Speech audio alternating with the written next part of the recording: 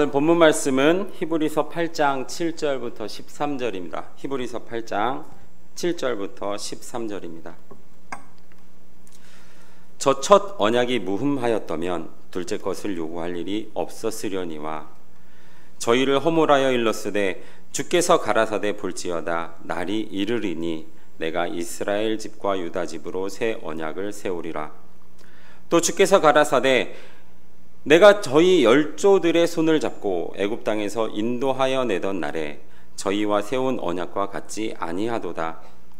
저희는 내 언약 안에 머물러 있지 아니하므로 내가 저희를 돌아보지 아니하였노라. 또 주께서 가라사대 그날 후에 내가 이스라엘 집으로 세울 언약이 이것이니 내 법을 저희 생각에 두고 저희 마음에 이것을 기록하리라. 나는 저희에게 하나님이 되고 저희는 내게 백성이 되리라. 아멘. 자, 오늘은 히브리서 8장 7절 이하의 말씀을 통해서 율법 시대와 새 언약의 시대라는 제목으로 우리 하나님의 말씀을 함께 나눠보도록 하겠습니다.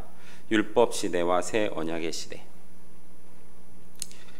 우리 에레미야 8장 7절 말씀을 보시면 공중의 학은 그 정한 시기를 알고 방구와 두루미와 제비는 그 올 때를 지키는데 여호와의 백성은 그 규례를 알지 못한다라고 이렇게 기록을 하고 있죠.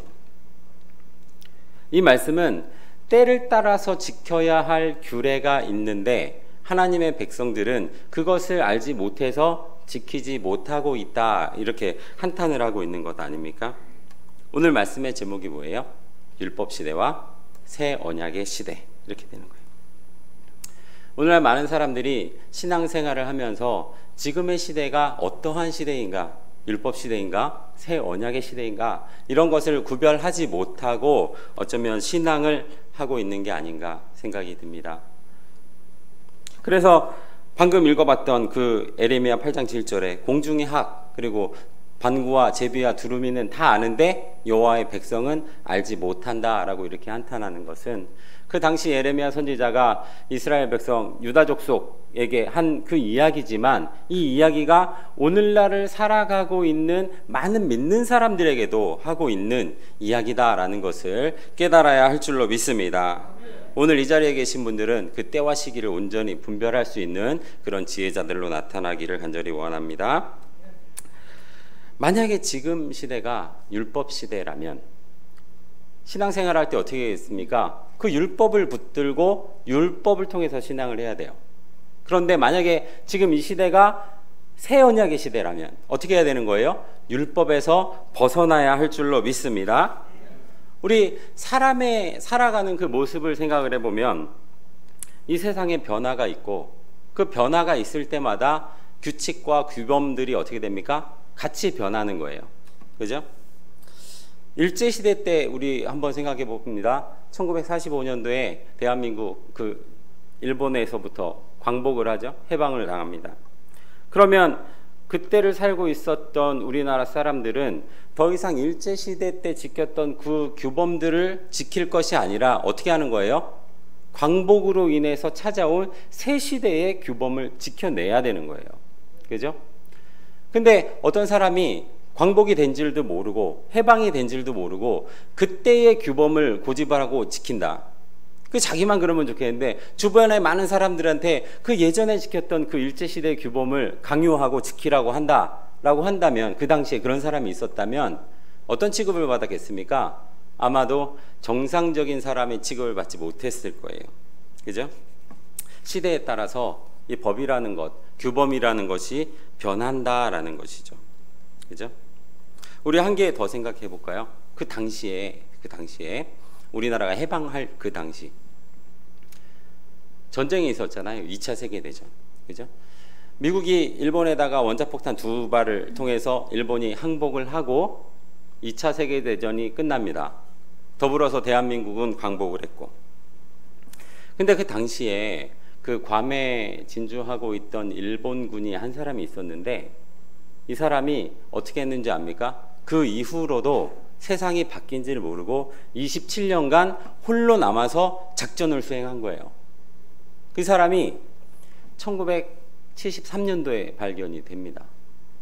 여러분들 그 사람을 보면 어떤 생각이 드십니까? 일본에서는 그 군인을 보고 이렇게 얘기한대요. 그 규율을 잘 지키는 어떤 군인으로서의 모범, 이렇게. 그래서 뭐 TV에도 나오고 신문에도 나오고 책도 나오고 심지어 그곳을 관광지 삼아서 일본 사람들은 그곳을 간다 그래요. 근데 저는 그 군인을 생각하면 어떤 생각이 드냐면 딱하다라는 그런 생각이 들어요.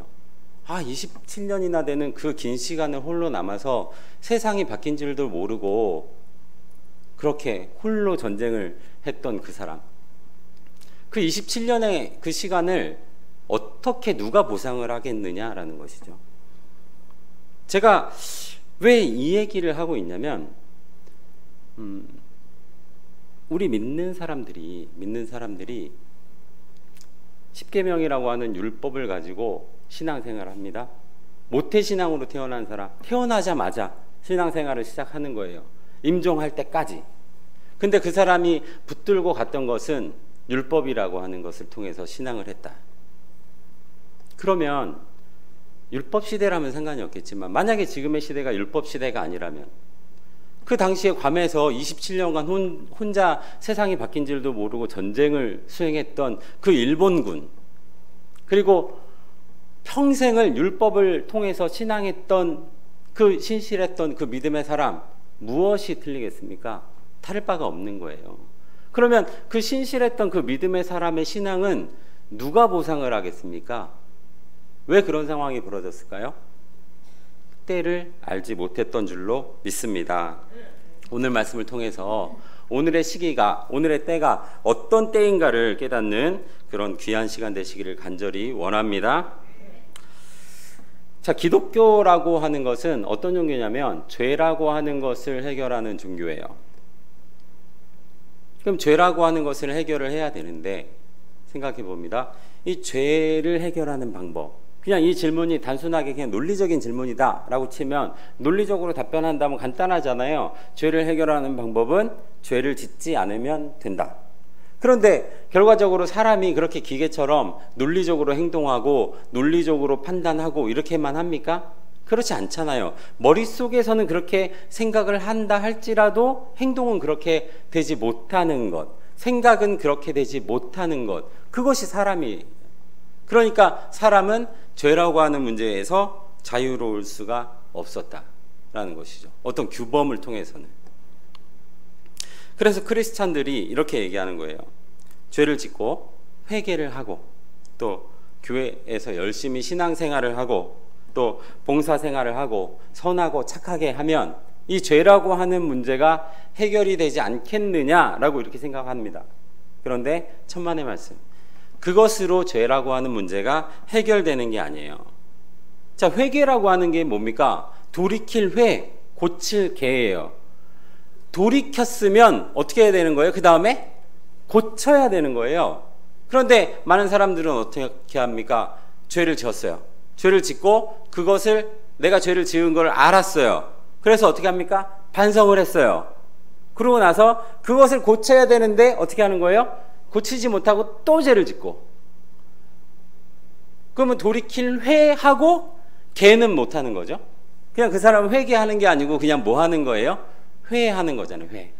그죠? 쉽게 얘기하면 그런 거예요. 그러면 우리가 무엇을 생각해 볼 필요가 있냐면 이 죄라고 하는 것을 규정하고 있는 법이라고 하는 것을 생각해 볼 필요가 있다라는 것입니다. 우리 로마서 5장 13절 말씀 보도록 합니다. 죄가 율법이 있기 전에도 세상에 있었으나, 그러니까 죄라고 하는 것은 법이 있기 전에도 뭐예요? 있었어요. 그죠? 그런데 율법이 없을 때에는 죄를 죄로 여기지 아니하느니라 라고 이렇게 얘기합니다. 그러니까 죄라고 하는 문제를 해결하는 것은 근본적으로 무엇을 해결해야 되는 거예요? 법이라고 하는 부분을 해결해내면 된다는 거예요. 내가 선하고 착하게 회개를 하고 열심히 이렇게 산다고 이 죄라고 하는 문제가 해결되는 것은 아니다라는 것을 우리가 먼저 깨달아야 할 줄로 믿습니다. 요즘에 민식이법이라는 게 있어요. 민식이법. 여러분들 아십니까? 2019년도에 스쿨존에서 민식이 어린이가 교통사고를 당해서 변을 당해요. 이를 통해서 대한민국은 어떤 여론이 그렇게 됐냐면 우리 아이들이 안전하게 학교를 가야 된다.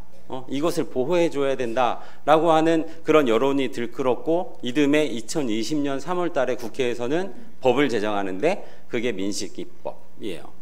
그 법이 규정이 이렇게 나와 있어요. 스쿨존에서 어린이가 교통사고로 사망하면 3년 이상의 징역이에요. 그냥 벌금도 없습니다. 그냥 아이가 스쿨존에서 교통사고가 났는데 사망을 해버리면 그냥 구속이에요. 합의고 뭐고 그런 것도 없습니다. 그리고 만약에 죽진 않아도 그냥 다쳤다 이러면 3년 이상 15년 이하의 징역 또는 500만 원, 3천만 원 이하의 벌금에 처한다. 이렇게 되어 있습니다. 이게 뭐 어떤 법이냐면 특정범죄 가중처벌법 5조 14망 2020년 3월 신설 이렇게 되어 있어요. 그러면 2020년 3월 신설이니까 2020년 3월 전에는 어떻겠습니까? 교통사고가 났어요. 스쿨존에서 아이를 치워서 다쳤어요. 그래도 그것이 죄잖아요, 사실은. 그죠? 나쁜 거예요. 잘못을 저지른 거예요. 그런데 내가 종합보험만 들었으면 그것이 어떻게 된 거예요? 죄로 인정이 안 됐단 말이에요. 그때는.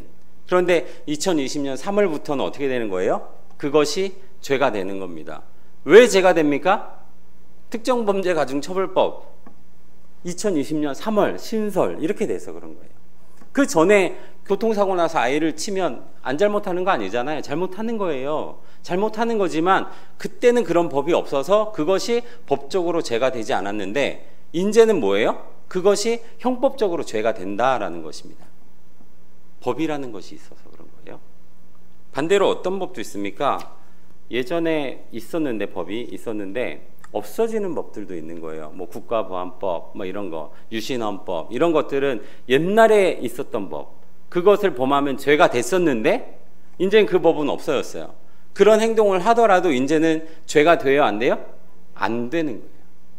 그러니까 죄가 되느냐 안 되냐는 이 법이라고 하는 것이 있기 때문에 이 죄라고 하는 부분을 규정한다라는 것을 우리가 생각해 볼 필요가 있는 겁니다. 그러면 성경이 말하고자 하는 법 어떻게 기록하고 있는가 우리가 성경을 살펴보도록 하겠습니다. 갈라디아서 3장 10절입니다. 갈라디아서 3장 10절 무릇 율법 행위에 속한 자들은 저주 아래에 있나니. 자, 율법 행위에 속한 자들은 뭐에 있다? 저주 아래에 있다. 이렇게 되는 거예요. 계속 봅니다. 기록된 바 누구든지 율법책에 기록된 대로 온갖 일을, 자 따라합니다. 항상 행하는지 아니하는 자는 저주 아래에 있는. 자, 율법의 기록이 있는데 이것을 어떻게 한다? 항상 행하지 않으면 뭐에 있다? 저주 아래에 있다. 내 이웃을 내 몸과 같이 사랑하라. 내 이웃을 내 몸과 같이 뭐 하라는 거예요? 항상 사랑하라. 이런 얘기예요. 항상 사랑하는 거 쉽습니까? 이웃 사람 항상 보면 막 사랑스럽습니까? 그렇지 않잖아요. 그렇지 않을 때도 있잖아요. 그러면 어떻게 되는 거예요? 법에 따르면 저주 아래에 있는 거예요. 그죠? 우리 한 말씀 더 볼까요? 야고보서 2장 10절입니다. 야고보서 2장 10절. 자, 누구든지 온 율법을 지키다가 그 하나에 거치면 모두 범한 자가 되나니 간음하지 말라 하시니가 또한 살인하지 말라 하셨은즉 내게 비록 간음하지 아니하였어도 살인하면 율법을 범하였느니라 라고 이렇게 기록합니다. 이게 무슨 얘기예요? 내가 살인을 했더니 뭣도 된 거예요? 간음한 자도 되는 그런 법이, 이게 율법이라는 거예요. 우리 마태복음 5장 27절 비슷한 말씀 한 말씀 볼까요? 마태복음 5장 27절 또 간음하지 말라 하셨다 하는 것은 너희가 들었으나 나는 너희에게 이르노니 여자를 보고 음욕을 품는 자마다 마음에 이미 간음하였느니라. 동시에 또 뭐가 되는 거예요? 이미 살인하였느니라. 또 뭐가 되는 거예요? 이미 나 외에 다른 신을 섬겼느니라. 이런 의미가 된다는 겁니다. 그러면 이 율법이라고 하는 것, 생각만 해도 범하게 되는 것이고 하나만 범해도 모든 것을 범하게 되는 이 율법, 이것을 통해서는 누구라도 온전케 될 수 있는 사람은 없다라는 것을 우리가 깨달아야 할 줄로 믿습니다. 그런데 오늘날 많은 믿는 사람들은 그 신앙의 척도를 어떻게 잡는 거예요? 얼마나 이 율법이라고 하는 것을 신실하게 잘 지켜내느냐 하는 거예요. 성경책 10계명 이렇게 있잖아요. 찬송가 10계명을 보면서 1계명은 뭐 2계명은 뭐 이렇게 외우고 다니면서 이것을 기준으로 신앙생활을 하면 누구라도 어떻게 될 수밖에 없다? 죄인으로 나타날 수밖에 없다라는 것이죠. 우리 구약시대 때 생각을 해봅니다. 그 노아의 때, 롯의 때 구원을 받은 사람들이 있습니다. 노아는 어떤 사람이었습니까? 창세기 6장 9절 노아는 당대의 의인이요 완전한 자라 이렇게 얘기했어요. 또 베드로후서 2장 5절 의를 전파하는 노아와 그 7 식구를 보존하시고 이렇게 얘기합니다. 베드로후서 2장 7절 무법한 자의 음란한 행실을 인하여 고통하는 의로운 롯을 건지셨으니 어떤 자들의 구원이었어요? 의로운 자들의 구원이에요. 그런데 인자의 때도 이와 같으리라 라고 하여서 그 이와 같으리라 했던 그 때가 어떤 때예요? 롯의 때, 노아의 때. 어떤 자들의 구원입니까?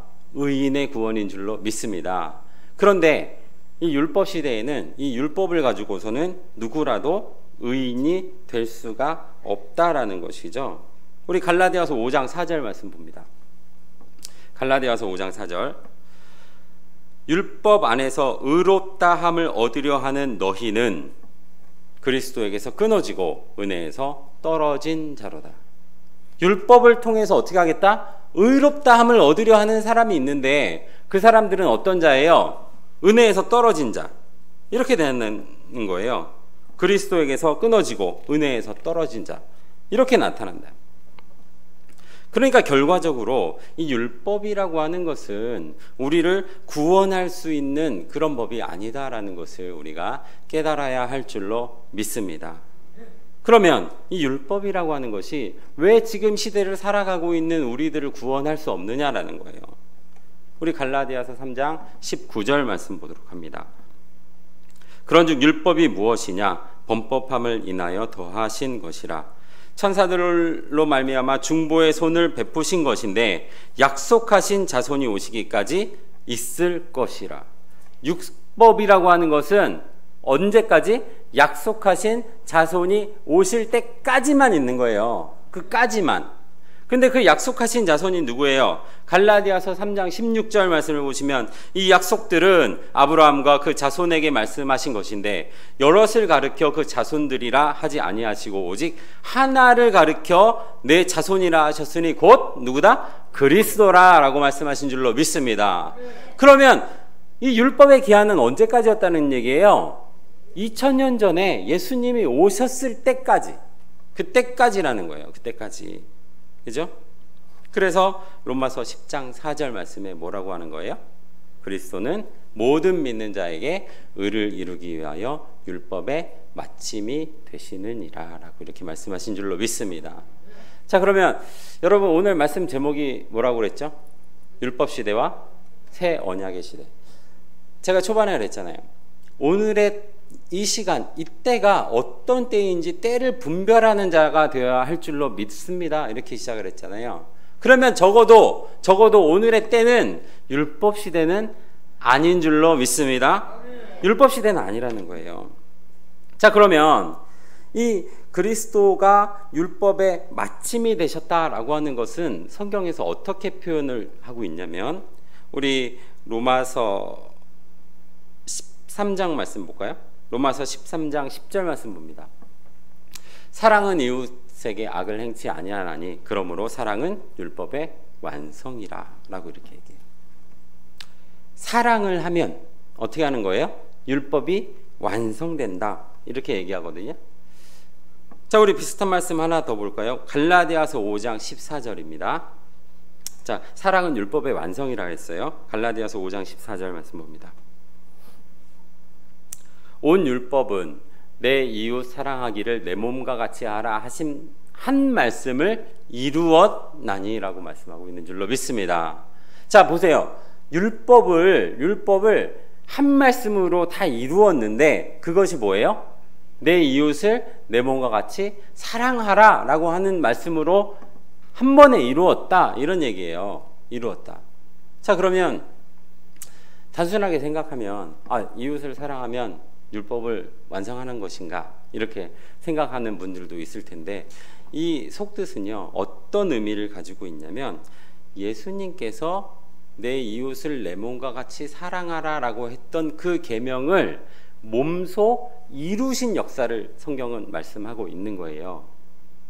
자, 그러면 내 이웃을 내 몸과 같이 사랑하라, 몸소 친히 어떻게 이루셨습니까? 예수님께서 십자가를 통하여서 만유의 죄를 사하여 주신 역사를 행하신 줄로 믿습니다.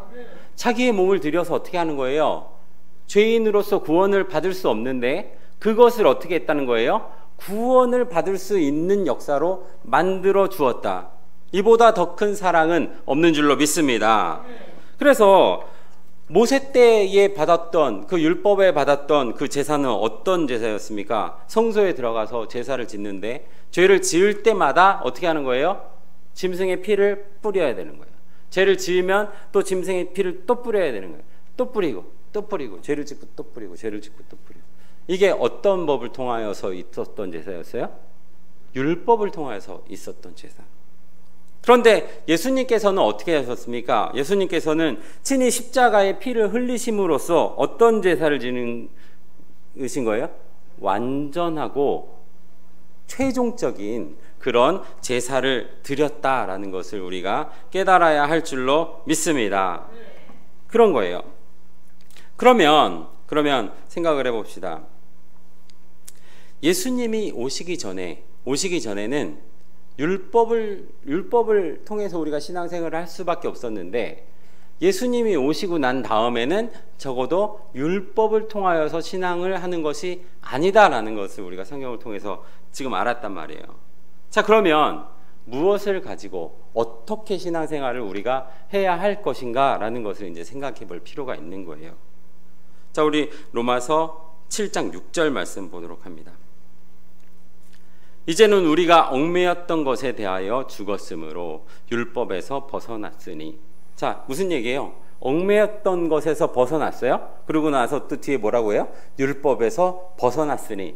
그러니까 무엇이 우리를 얽매였다는 겁니까? 율법이라고 하는 것이 우리를 얽매였었고, 그것에서 우리가 어떻게 하는 거예요? 벗어난 거예요. 뒤에 말씀 계속 봅니다. 그러므로 우리가 영의 새로운 것으로 섬길 것이요 라고 성경은 말씀하고 있는 줄로 믿습니다. 율법으로 하는 것이 아니라 영의 새로운 것으로 섬길 것이라. 뒤에 말씀 뭐라고 하고 있어요? 묵은 것으로 아니할지라 라고 이렇게 성경은 말씀하고 있는 줄로 믿습니다. 그러니까 그 법이라고 하는 것은, 율법이라고 하는 것은 어떻게 한 거예요? 묵은 것. 그래서 이제 우리는 그 묵은 것으로 할 것이 아니라 영의 새로운 것으로 해야 할 줄로 믿습니다. 우리 고린도후서 3장 6절 말씀 봅니다. 저가 또 우리로 새 언약의 일꾼 되기에 만족하셨으니, 여러분들이 다 새 언약의 일꾼으로 나타나야 할 줄로 믿습니다. 새 언약의 일꾼이 되기에 만족하셨으니 의문으로 아니하고 오직 영으로 함이니. 의문은 죽이는 것이요, 따라합니다. 영은 살리는 것임이라. 우리가 무엇으로 한다? 새 언약의 일꾼이 되어야 되는 거예요. 새 언약의 일꾼이 되어야 되는데 의문으로 하지 아니하고 영으로 할 것이라 라고 이렇게 말씀하고 있는 줄로 믿습니다. 그럼 영이라고 하는 것은 뭡니까? 요한복음 6장 63절, 살리는 것은 영이니 내가 너희에게 이른 말이 영이요 생명이라 라고 성경은 이렇게 말씀을 하고 있는 줄로 믿습니다. 그러니까 새 언약의 일꾼은 어떻게 하는 거예요? 율법으로 하는 것이 아니라 하나님의 말씀으로 굳게 서는 사람이 바로 새 언약의 일꾼이 되는 줄로 믿습니다. 저와 여러분들은 더 이상 율법으로 할 것이 아니라 새 언약의 일꾼으로 나타나야 할 줄로 믿습니다. 자, 그럼 오늘 본문 말씀 보도록 하겠습니다. 우리 히브리서 8장 7절 말씀입니다. 자, 저 첫 언약이 무흠하였다면 둘째 것을 요구할 일이 없었으려니와 이렇게 얘기해요. 첫 언약이 흠이 없었으면 둘째 것을 요구할 필요도 없다. 이 얘기는요, 저 첫 언약이 흠이 있기 때문에 둘째 것을 요구한다, 이런 얘기잖아요. 그죠? 그러면 첫 언약이 뭐예요? 모세가 받았던 그 십계명, 그 계명의 율법을 말씀하고 있는 줄로 믿습니다. 그것이 흠이 있었기 때문에 어떻게 한다? 둘째 것을 요구한다. 이렇게 성경은 말씀하고 있는 거예요. 오늘 본문 말씀에서 9절 말씀 봅니다. 또 주께서 가라사대 내가 저희 열조들의 손을 잡고 애굽 땅에서 인도하여 내던 날에 저희와 세운 언약 같지 아니하도다. 자, 열조들의 손을 잡고 애굽 땅에서 인도하여 내던 날, 어떤 때입니까? 출애굽하던 날, 이때를 말하는 거예요. 출애굽하던 그 날에 모세를 통하여서 시내산에서 뭐를 받는 거예요? 율법을 받는 거예요. 돌판이 새긴 그 율법, 그죠? 그 율법을 받는데 그 언약과 같지 아니하도다라고 이렇게 성경은 말씀하고 있는 줄로 믿습니다. 무엇이요? 영의 새로운 것으로. 여러분들 새 언약의 일꾼으로 되면 받는 그것은 예전에 받았던 것과 같지 않다, 이렇게 얘기하는 거예요. 뒤에 말씀 계속 봅니다. 저희는 내 언약 안에 머물러 있지 아니하므로 내가 저희를 돌아보지 아니하였노라 라고 이렇게 얘기해요. 그 당시 이스라엘 백성들이 그 언약 안에 머물러 있지 않았기 때문에 하나님께서도 그들을 돌봐보지 않았습니다. 어떤 법을 말하는 거예요? 의문에 속한 계명의 율법인 줄로 믿습니다. 생각해 보세요. 모세의 탄생을부터 쭉 생각을 해보면 모세가 태어났을 때 죽음을 면코자 버림을 당했고 또 그 버림을 받았는데 누구의 손에 또 키워지게 됩니까? 애굽의 공주의 손에 키워지게 돼요. 유복하게, 그죠? 아주 부유하게. 그런데 그가 장성한 후에 동족의 고역함을 보고 참을 수가 없어서 어떻게 합니까? 살인을 하는 거죠. 그 살인을 하여서 어떻게 하는 겁니까? 이제 도망하는 거예요. 그래서 들에서 양을 치는 그 시기를 보내고 하나님으로 통해서 택하심을 받았을 때 출애굽기 3장을 보시면 이렇게 기록한단 말이에요. 이스라엘 백성들을 너를 통하여서 애굽에서 인도하여 낼 것이다. 또 젖과 꿀이 흐르는 가나안 땅으로 인도할 것이다. 너를 통하여서. 이렇게 얘기했는데 그 당시에 출애굽 때 인도함을 받았던 사람들 하나같이 다 어떻게 했어요? 광야에서 고꾸라지는 거예요. 심지어는 모세도 어떻게 했습니까? 모세도 가나안에 가지 못하는 그런 법이었어요. 그 법과 같지 아니하다라고 이렇게 성경은 말씀하고 있는 줄로 믿습니다. 그 언약과 같지 아니하도다. 무엇이? 새 언약이, 이런 얘기예요. 그죠? 자, 그러면 새 언약의 법은 어떤 법이냐? 우리 히브리서 8장 10절 다음 절 봅니다. 또 주께서 가라사대 그날 후에 내가 이스라엘의 집으로 세울 언약이 이것이니 내 법을 저희 생각에 두고 저희 마음에 이것을 기록하리라. 자, 아까 받았던 그 첫 언약은 어떻게 하는 거예요? 돌판에 글자로 써서 새겨버리는 거죠. 지울 수도 없습니다. 그것을 범하면 누구나 다 죄에 속할 수밖에 없는 법이에요. 그런데 새 언약의 법이라고 하는 것은 어떻게 하는 겁니까? 그 법을 생각에 두고 마음에 기록하는 법이에요. 마음에 기록하는 법. 그죠? 그러면 어떻게 되는 겁니까? 나는 저희에게 하나님이 되고 저희는 내게 백성이 되리라 라고 성경은 말씀하고 있는 줄로 믿습니다.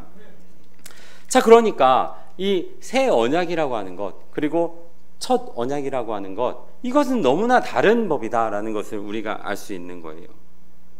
자, 11절 말씀 계속 볼까요?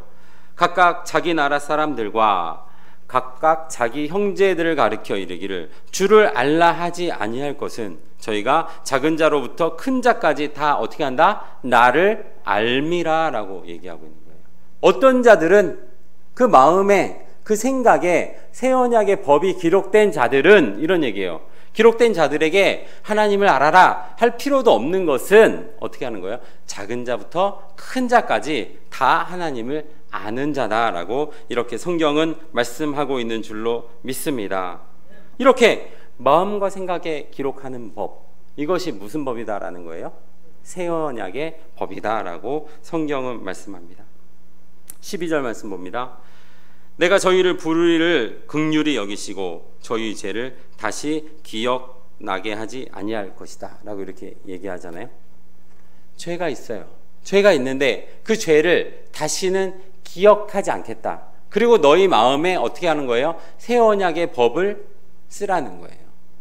그러면 누구든지 다 하나님의 백성이 되고 큰 자나 작은 자나 하나님을 아는 자가 될 것이다 라고 성경은 말씀하고 있는 줄로 믿습니다. 자, 그러면 하나님에게 속한 새 언약의 일꾼들 무엇을 하든지 열심히 하십시오.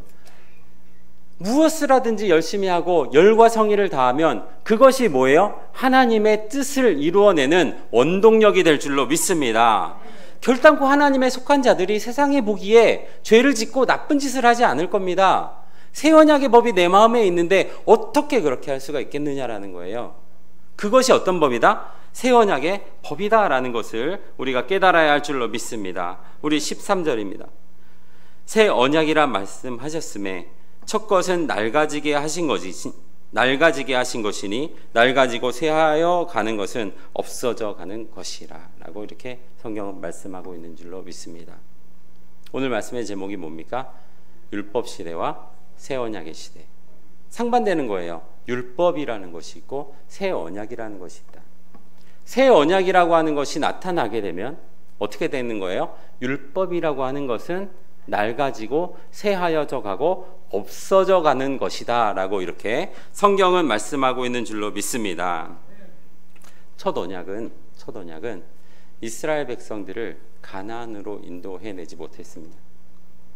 그런데 앞으로 있을 이 새 언약이라고 하는 것은 반드시 어떻게 할 거예요? 영적인 이스라엘, 저와 여러분들을 영적인 가나안으로 인도해내는 법, 이것이 무슨 법이다? 새 언약의 법이 될 줄로 믿습니다.